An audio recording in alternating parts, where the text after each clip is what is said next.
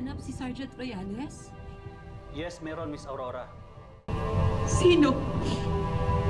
Sino pumatay sa papa ko?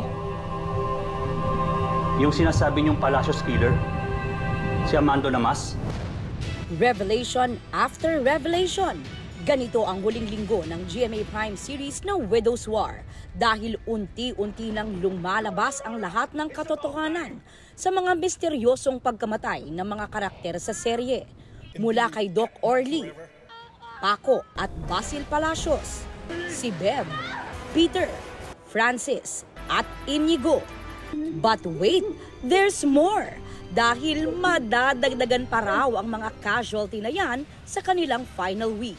Marami pa rin daw shocking revelations ayon kina Carla Abellana at Jean Garcia na gumaganap bilang sina George at Aurora Palacios. May mga mawawala pa.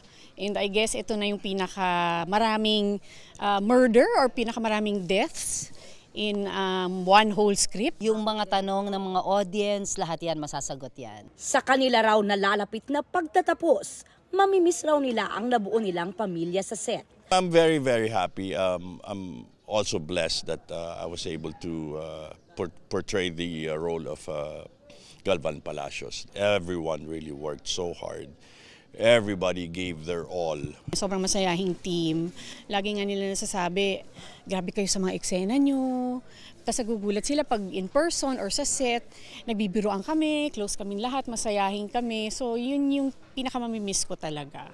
Pagkatapos nga raw ng Widow's War, magbabakasyon si Carla sa Japan kasama ang kanyang family for a much-needed break. Si Jean naman mamimiss ang pagganap as the fierce Madam Aurora na isa sa mga paborito niyang ginampanang karakter sa telebisyon.